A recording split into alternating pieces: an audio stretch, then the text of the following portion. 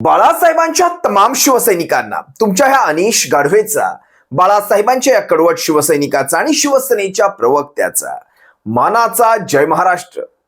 आज शिवसेनेच्या 16 गद्दारांच्या अपात्रतेची याचिका पुन्हा एकदा पुढे गेल्यामुळे, पुढची तारीख मिळाल्यामुळे बऱ्याच शिवसैनिकांचा हिरमोड झाला असेल।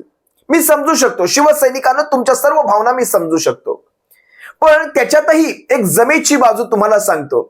या सर्वांमध्ये एक जमेची बाजू जी आहे शिवसेनेच्या नावाची आणि चिन्हाची केस। ही केस शिवसेनेसाठी अतिशय महत्त्वाची आहे। जर माझं वैयक्तिक मत तुम्ही मला विचाराल, तर 16 गद्दारांच्या मला जर सर्वात महत्त्वाची कुठली केस वाटत असेल तर ती शिवसेनेच्या नावाच्या आणि चिन्हाच्या संदर्भातली केस आहे। तरीही शिवसेनेच्या या 16 गद्दारांच्या अपात्रतेच्या केसची पुढची तारीख ही 21 ऑगस्ट असणार आहे। 21 ऑगस्ट माझा असा अंदाज होता सप्टेंबरचीच तारीख मिळते की काय, पण 21 ऑगस्ट आणि राष्ट्रवादी काँग्रेस पक्षांच्या आमदारांच्या अपात्रतेची तारीख मला वाटतं 3 सप्टेंबरची मिळालेली आहे। 21 ऑगस्ट 3 सप्टेंबर। आता मी येतोय माझ्या 14 ऑगस्टवर, स्वातंत्र्य दिनाच्या एक दिवस अगोदरची तारीख। शिवसेनेच्या नावाच्या आणि चिन्हाच्या संदर्भातली सगळ्यात महत्त्वाची केस। मी मगाशीही तुम्हाला म्हणालो, जर तुम्ही मला वैयक्तिक विचाराल तुमच्या नजरेत सगळ्यात महत्त्वाची केस कुठली, तर शिवसेनेच्या नावाच्या आणि चिन्हाच्या। याचा अर्थ हा नाही की शिवसेनेच्या 16 गद्दारांच्या अपात्रतेची केस कमी महत्त्वाची आहे, असं कुठेही मी म्हणणार नाही।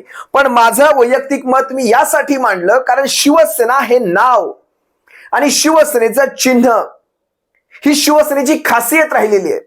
आज तुम्ही पहा, जवळपास गेल्या 1-1.5 वर्षामध्येच आपण शिवसेनेची मशाल ही घराघरापर्यंत पोहोचवली, पण त्याचं संपूर्ण श्रेय जर कुणाला जातं तर शिवसैनिकांना जातं, शिवसेनेच्या सोशल मीडिया टीम्सला जातं, त्या लहान लहान कॉलेजेसच्या युवकांना जातं, ज्या कॉलेजच्या युवकांनी शिवसेनेची सोशल मीडिया अगदी अलवारपणे सांभाळली, शिवसेनेच्या सोशल मीडियाचा वापर करून शिवसेनेची मशाल घराघरापर्यंत पोहोचवली। पण तरी देखील शिवसेनेचं नाव आणि शिवसेनेचं मूळ चिन्ह ही याचिका शिवसेनेसाठी तितकीच जास्त महत्त्वाची आहे, तितकीच जास्त महत्त्वाची। कारण ह्या गद्दारांकडनं, विशेषतः एकनाथ शिंदेच्या ह्या गटाकडनं हे नाव आणि हे चिन्ह हे जाणं फार गरजेचं आहे। शिवसैनिकांनो, अनेक शिवसैनिकांना यांनी भुलवलंय, धनुष्य दाखवून, शिवसेना हे नाव दाखवून यांनी भुलवलेलं आहे।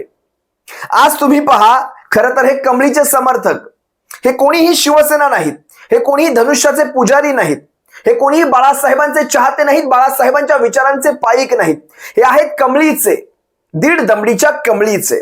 पण तरी देखील आज यांनी शिवसेनेचं नाव घेऊन, म्हणजे कमळीच्या मदतीने, कमळीच्या ह्या संघटनांनी, ज्या कुठल्या संस्था असतील आपल्या नजरेतल्या चुना आयोग वगैरे, या सगळ्या संस्थांच्या मदतीने, केंद्रीय संस्थांच्या मदतीने यांनी हे नाव घेऊन दाखवलं, हे चिन्ह घेऊन दाखवलं आणि त्याचा वापर करून शिवसैनिकांना भुलवण्याचं कार्य हे करत आहेत। तुम्ही धनुष्याच्या विरोधात कसं काय मतदान करू शकता, धनुष्य बाळासाहेबांचं वगैरे वगैरे सांगून यांनी भुलवण्याचा अगदी यथायोग्य प्रयत्न केलेला आहे। त्यामुळे ह्या गद्दारांकडनं शिवसेना ते नाव आणि शिवसेनेचं चिन्ह हे जाणं फार गरजेचं आहे, ते मूळ शिवसेनेकडे येणं हे तितकंच जास्त गरजेचं आहे। यासाठी मी मगाशी तुम्हाला म्हणालो, शिवसेनेच्या नावाची आणि चिन्हाची याचिका मला जास्त जवळची वाटते आणि जास्त महत्त्वाची वाटते। आता याची तारीख आहे 14 ऑगस्ट। याच्यामध्ये काय काय घडू शकतं, सर्वात प्रथम लक्षात घ्या, माननीय सुप्रीम कोर्टाने ज्या वेळेस त्यांना निर्देश घालून दिले होते, इलेक्शन कमिशन ऑफ इंडियाला देखील, इलेक्शन कमिशन ऑफ इंडियाला निर्देश घालण्यापेक्षा म्हणता येईल की ज्यावेळेस माननीय सुप्रीम कोर्टाने एक स्टे आणला होता की तुम्ही शिवसेनेच्या नावाच्या आणि चिन्हाच्या संदर्भात कुठलाही निर्णय घेऊ नये, आणि त्यांनी जवळपास मला वाटतं 4 ते 5 महिने किंवा त्याहीपेक्षा जास्तचा काळ यांना थांबवून ठेवलं होतं निर्णयापासून। पण ज्यावेळेस हा स्टे उठवण्यात आला, अगदी ताबडतोब इतक्या म्हणजे चटकन अशी कार्य करणारी संस्था मला उभ्या देशात शोधून सापडणार नाही, इतकं चटकन कार्य केलं गेलं इलेक्शन कमिशन ऑफ इंडियाकडनं। आणि ते कार्य होतं, लागलीच शिवसेनेच्या नावाच्या आणि चिन्हाचा त्यांनी तिकडे याचिका सुरू केली आणि लागलीच त्याचा निकाल देखील देऊन टाकला आणि शिवसेनेचं नाव आणि चिन्ह हे बहुमताच्या आधारावर एकनाथ शिंदे टोळीला देऊन टाकलं, एकनाथ शिंदे टोळीला। आता ह्याच्यामध्ये काय काय गोष्टी पाहायच्या होत्या, तर याचा संपूर्ण निवाडा हा माननीय सुप्रीम कोर्टाच्या ज्यावेळेस मे महिन्यामध्ये निकाल लागला मागच्या वर्षीच्या, त्यावेळेस त्यांनी 143व्या पानावर स्पष्ट सांगितलेलं आहे।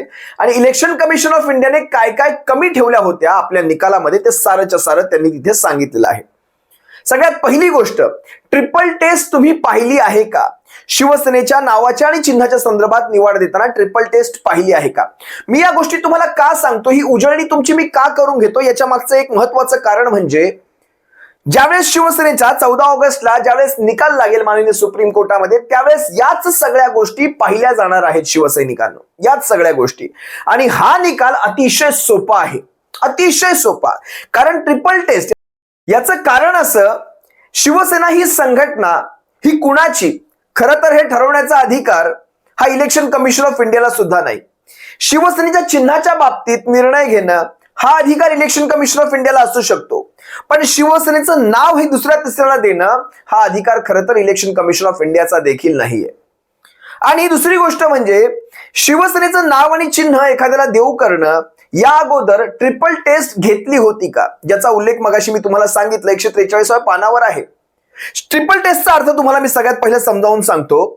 शिवसेना ही संघटना किंवा तिचं नाव एखाद्याला देऊ करताना या 3 गोष्टी तपासून घेणं अतिशय गरजेचं होतं.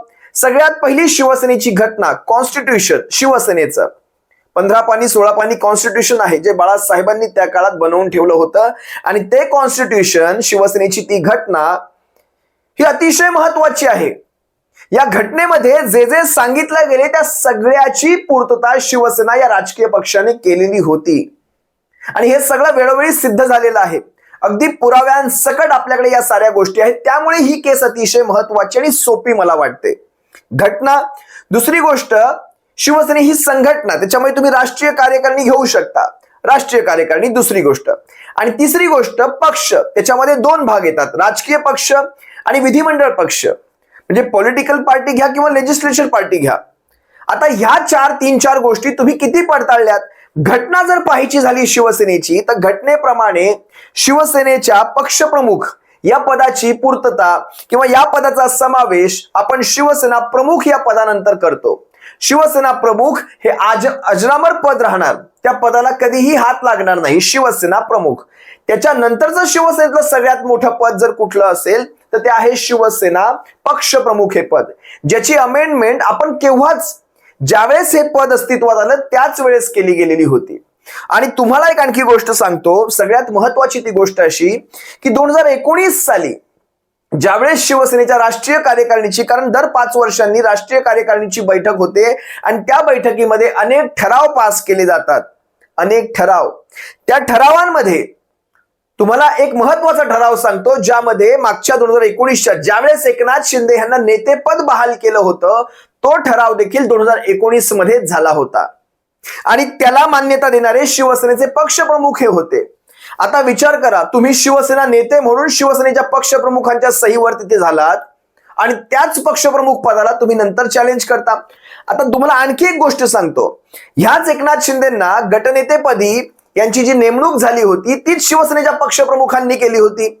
मग आता गटनेते तुम्ही शिवसेनेच्या पक्षप्रमुखांमुळे झालात, पण गटनेते म्हणून तुम्ही निवड करताय भरत गोगावलेची, म्हणजे तुम्ही विचार करा, तुम्ही ज्या पक्षप्रमुखांचं पद हे अनधिकृत पद सांगताय, त्यांच्याच संमतीने किंवा त्यांच्याच सही शिक्क्यानिशी तुम्ही गटनेते देखील झाला होतात.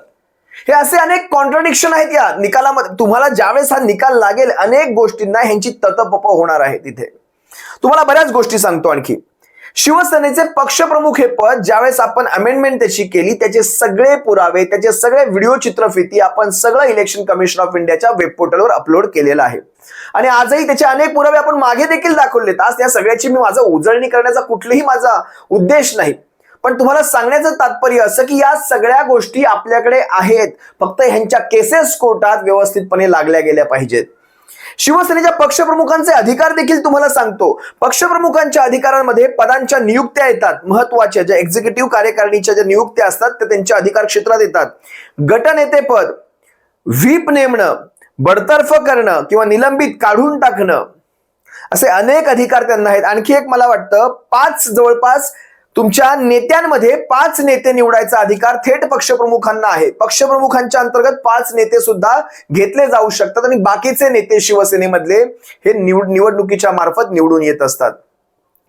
त्यानंतर आणि मुळात यांनी पक्षप्रमुख या पदावरच चॅलेंज केल्यामुळे यांच्याच कार्यकाळामध्ये आणि 2019चा जर तुम्ही तो व्हिडिओ पाहिला असाल ज्याचं अनुमोदन मला वाटतं आदेश बांदेकर यांनी केलं होतं, आणि या सगळ्याचे प्रिसिडिंग ऑफिसर म्हणून जे बाळकृष्ण जोशी होते ते अजूनही आहेत.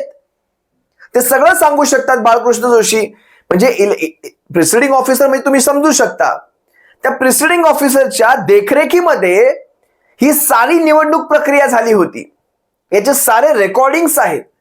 या सगळ्याची इत्थंभूत माहिती इलेक्शन कमिशन ऑफ इंडियाला देऊन सुद्धा हे म्हणतात आम्हाला ती माहिती जी आहे ती योग्य माहिती मिळालेली नाही, त्यामुळे आम्ही शिवसेनेची जुनीच घटना म्हणजे 99ची घटना आम्ही योग्य अशी घटना मानतो. त्या घटनेचा आधार घेऊन या लोकांनी यांना नाव आणि चिन्ह बहाल केलं होतं. तर जर हे खरंच कायद्याने वागले असते तर 2019ची जी अमेंडमेंट झालेली घटना होती त्याला यांनी चॅलेंज करणं खरं तर अनुचित होतं. पण ठीक आहे, या गोष्टी सुप्रीम कोर्टात टिकणार नाहीत, हे मात्र तितकंच सत्य. पक्षप्रमुखांच्या पदांवर चॅलेंज करणं. आता कार्यकारिणीची बैठक ही बघायला गेलं तर 2019 ते 2023 साठी म्हणजे या 5 वर्षांसाठी झाली होती. अजून देखील आपल्याला इलेक्शन कमिशन ऑफ इंडियाने नवीन कार्यकारिणीची म्हणजे अजून, कारण इलेक्शन कमिशन ऑफ इंडियाकडे शिवसेना हा मूळ पक्षाचा अजून तो वाद असल्यामुळे त्यांनी दोघांनाही तशा प्रकारची परवानगी दिलेली नाही. नवीन त्यांचा कोण आहे तो मुख्य नेता. आता मुख्य नेता हे पद शिवसेनेमध्ये कधी आलं तुम्ही सांगा मला बरं. जर शिवसेनेचं पक्षप्रमुख हे जर पद नसेल किंवा हे पद जर अनधिकृत असेल तर मुख्य नेता हे कुठलं ग्राह्य पद आहे मग शिवसेनेमध्ये? आजपर्यंत कधी तुमच्या कानावर मुख्य नेता हे पद जरी पडलं आहे का? त्यामुळे अशा अनेक गोष्टी निघणार आहेत. स्वतः एकनाथ शिंदेची निवड, अनेक नेत्यांची, मला वाटतं रामदास कदमाची देखील त्यावेळेस शिवसेना नेते म्हणून निवड जी झाली होती ती देखील याच 2019च्या, मला ठीकसं आठवत नाही पण मला असं वाटतं रामदास कदमाची देखील त्यावेळेस निवड झाली होती. हीच ती कार्यकारिणी होती. या कार्यकारिणीत कोण कोण असतं बरं याची देखील तुम्हाला मी आज माहिती सांगतो. कार्यकारिणीत शिवसेनेच्या पक्षप्रमुखांना निवडून देण्यासाठी कोणती कोणती पदं त्यांना मतदान करू शकतात हे देखील तुम्हाला सांगतो. शिवसेना नेते हे सर्वोच्च पद आहे शिवसेनेच्या पक्षप्रमुखांमध्ये. त्याच्यामध्ये संजयजी राऊत असतील, लीलाधरजी डाके असतील, राजनजी विचारे साहेब आहेत, शिवसेना माजी खासदार अरविंद सावंत साहेब देखील आहेत, आणि माजी खासदार मला वाटतं विनायकजी राऊत देखील आहेत, चंद्रकांतजी खैरे आहेत, देसाई साहेब आहेत आपले, सुभाष, असे अनेक शिवसेना नेते. त्यानंतर शिवसेनेचे उपनेते बघा, पक्षप्रमुखांमध्ये कोण कोण मतदान करू शकतात. शिवसेना नेते, शिवसेना उपनेते, शिवसेना सचिव, शिवसेना सरचिटणीस, त्यानंतर शिवसेना प्रवक्ते, शिवसेना खासदार, शिवसेना आमदार, शिवसेना जिल्हा प्रमुख आणि शिवसेना जिल्हा संपर्क प्रमुख. या अशा पदांची शिवसेनेच्या, आणि राज्य प्रमुख म्हणजे अनेक राज्यांचे, देशातल्या ज्या ज्या राज्यांमध्ये शिवसेनेचं अस्तित्व आहे त्या सर्व राज्यांचे राज्य प्रमुख, जसं गोवा राज्य असेल किंवा जसं जम्मू काश्मीर राज्य असेल, उत्तर प्रदेश असेल, अशा अनेक राज्यांचे राज्य प्रमुख हे शिवसेनेच्या कार्यकारिणीचे सदस्य असतात. आता ही झाली शिवसेनेची कार्यकारिणी. तर शिवसेनेच्या कार्यकारिणीमध्ये जवळपास 280च्या आसपास सदस्य आहेत. आता ज्यावेळेस पक्षामध्ये ही फूट घडली त्यावेळेस जवळपास आणि अजूनही जवळपास 210 पर्यंत सदस्य हे शिवसेनेत कायम आहेत, अजूनही कायम आहेत. मग मला सांगा, शिवसेनेची जी कार्यकारिणी, आपण घटना तर आपण पाहिली, घटनेप्रमाणे आपण सारं योग्य आहोत, पक्षप्रमुख पदाची अमेंडमेंट करण्यापर्यंत सारं योग्य आहे. दुसऱ्या गोष्टीवर जी मी आलो ती आहे कार्यकारिणी. कार्यकारिणी देखील शिवसेनेच्या पक्षप्रमुखांच्या पाठीशी ठाम उभी राहिली होती. मग कसं काय शिवसेना पक्ष हे त्यांना तुम्ही देऊ केला? जवळपास 40 लाखांच्या आसपास ऍफिडेव्हिट, ट्रक भरून ऍफिडेव्हिट आपण जवळपास इलेक्शन कमिशन ऑफ इंडियाच्या कार्यालयात पोहोचवले. जिथे आपण 40 लाख देतोय तिथे हे 6 लाख सुद्धा देऊ शकले नाहीत. तरी देखील यांनी शिवसेना नाव आणि चिन्ह हे देऊ केलं. तर तिसरी जी ट्रिपल टेस्ट मध्ये तिसरा जो होता, एक होता विधिमंडळ पक्ष आणि एक होता राजकीय पक्ष. यांनी काय केलं, फक्त राजकीय पक्ष हाच शिवसेना कन्सिडर केला. राजकीय पक्ष म्हणजे आमदार आणि खासदार. आमदारांची संख्या 56 होती. 56 पैकी एक करत जवळपास 40 आमदार आणि 41वा शेवटचा वायकर. 41वा बाजूला ठेवा, पण 40 आमदार गेल्यामुळे 2/3चा आकडा यांनी तिकडे घेतला आणि पक्ष तिकडे नेला. म्हणजे पक्ष मुळात पक्षच आहे, आणि गद्दारी जर कुणी केली असेल तर ती गद्दारी केली उरलेल्या 14. बघा किती सोची समजी साजिश आहे ही. खऱ्या अर्थाने तुम्हाला सांगतो, हा जो पक्षफोडीचा हा जो प्लॅन होता ना, हा खरं तर भारतीय जनता पक्षात विलिनीकरणाचा होता. पण जसजशी वेळ जाऊ लागली तस तसं ह्यांना डोकं मिळू लागलं, आता आपण विलिनीकरण करण्यापेक्षा आपण थेट पक्षच घेऊन येऊया. हे सुरुवातीचं डोकं नव्हतं, हे नंतरचं डोकं आलं. हळूहळू त्यांना डोकं देण्यामध्ये सगळ्यात महत्वाचा जर कुणाचा हात असेल, हात कसला, हात आणि पाय दोन्ही असेल, तर तो आहे कळीचा नारद, महाराष्ट्राचा बदनाम चाणक्य, ज्याला महाराष्ट्रामध्ये कमळ फुलवायचं होतं. त्या कमळ फुलवण्यासाठी त्याने उभ्या महाराष्ट्राच्या राजकारणाचा चुथडा आणि चिखल करून ठेवला आणि त्या घाणेरड्या झालेल्या चिखलामध्ये या भारतीय जनता पक्षाचं त्याने कमळ फुलवलं. असा देवेंद्र फडणवीस, या सगळ्यामध्ये हात पाय डोकं धड सगळं ज्याचं आहे तो देवेंद्र फडणवीस असो. पण मी तुम्हाला अजूनही सांगतो, ज्यावेळेस शिवसेना नाव आणि चिन्हाचा बघा, ज्यावेळेस इलेक्शन कमिशन ऑफ इंडियाने निकाल दिला नव्हता त्या अगोदरची काय परिस्थिती होती, तर परिस्थिती अशी होती, दोनही गटांना म्हणजे इलेक्शन कमिशन ऑफ इंडियाने दोघांना गट समजलं आणि दोघांनाही वेगवेगळी चिन्ह देऊ केली होती. शिवसेनेने म्हणजे आपण मशाल हे चिन्ह घेतलं आणि शिंदे टोळीकडे चिन्ह गेलं ढाल तलवारीचं. आता ढाल तलवार आणि मशाल, त्या मशाल ह्या चिन्हावरच आपण अंधेरी पूर्वेची निवडणूक देखील लढलो होतो. कदाचित त्याच एका निवडणुकीसाठी आपल्याला दोन वेगवेगळी चिन्ह देण्यात आली होती. त्यानंतर नेमकं काय झालं, जसा हा निकाल लागला आपल्याकडे मशाल कायम राहिली आणि ह्यांच्याकडे गेलं धनुष्यबाण, म्हणजे ढाल तलवार निघून गेली. पण आता नेमकं काय घडणार आहे याचं मात्र आज मी तुम्हा सर्वांसमोर एक गुपित खुलं करतो. या सगळ्या पुराव्यांचा आधार घेता, या सगळ्या पुराव्यांकडे पाहता सुप्रीम कोर्टामध्ये जी महत्वाची गोष्ट घडेल ती मला माझ्या समोर दिसते, माझ्या नजरेसमोर दिसते. ती या बाबतीत मला कुठेच वाटत नाही की काही अपरित असं विपरीत काहीतरी घडेल, असं मला कुठेच वाटत नाही. ती गोष्ट म्हणजे जर हा निकाल लांबत असेल, म्हणजे सुनावण्या चालू आहेत, कदाचित 14 ऑगस्ट पासून याची सुनावणी सुरू होईल, पण जर हा निकाल लांबायला लागला आणि त्यामधल्या काळामध्ये जर विधानसभेच्या निवडणुका होऊ घातल्या तर सुप्रीम कोर्टाकडनं एकनाथ शिंदेचं धनुष्य हे चिन्ह किंवा शिवसेना हे नाव हे दोनही गोठवलं जाऊ शकतं, कारण हा कायदेशीर प्रक्रियेचा भाग आहे. हे दोनही गोठवलं जाऊ शकतं आणि एकनाथ शिंदेंना एका नव्या चिन्हासह विधानसभेच्या निवडणुकांना सामोरं जाऊ लागू शकतं. कारण ज्यावेळेस राष्ट्रवादी काँग्रेस पक्षाला घड्याळ हे चिन्ह आणि त्या घड्याळ चिन्हाच्या खाली एक डिस्क्लेमर टाकायला सांगितलं होतं, तो प्रकार पाहता त्याची किती पूर्तता झाली या सगळ्याचे पुरावे माननीय सुप्रीम कोर्टामध्ये दिले जाणार की या सगळ्या गोष्टींची कुठेही पूर्तता होत नाही. कारण घड्याळ ह्या चिन्हाच्या खाली मला कुठेही हे कायदेशीर प्रक्रियेचा भाग आहे असं वगैरे लिहिलेलं माझ्या पाहण्यात कुठेच आलं नाही. त्यामुळे हे चिन्ह म्हणजे धनुष्य हे चिन्ह हे तात्पुरतं निवडणुकांपर्यंत वापरा असं वगैरे मला वाटत नाही काही होईल. याला स्पष्टपणे गोठवलं जाणार. शिवसेना नाव आणि शिवसेना हे चिन्ह दोन्ही गोठवले जाणार. यांना नव्या नावासह, जसं मागच्या वेळेस यांनी बाळासाहेबांची शिवसेना म्हणून नाव घेतलं होतं आणि ढाल तलवार हे चिन्ह घेतलं होतं, कदाचित तेच चिन्ह पुन्हा दिलं जाऊ शकतं, तेच नाव पुन्हा दिलं जाऊ शकतं आणि यांना नव्या चिन्हासह नव्या नावासह महाराष्ट्राच्या विधानसभेच्या निवडणुकांना सामोरं जावं लागू शकतं. ही अशी परिस्थिती सध्या मला दिसते. आता तुम्ही पहा ना, ज्या वेळेस नार्वेकरांनी यांच्या बाजूने निकाल दिला होता 16 आमदारांच्या अपात्रतेचा, म्हणजे यांनाही अपात्र केलं नाही, इकडे अपात्र केलं नाही. खरं तर नार्वेकरांनी यांच्या सगळ्या 40 गद्दारांना अपात्र करायला हवं होतं, पण तसं झालं नाही. यांच्या फेवरमध्ये निर्णय देऊन देखील नार्वेकरांच्या विरोधात भरत गोगावलेंनी याचिका का दाखल केली आणि हायकोर्टातच का दाखल केली?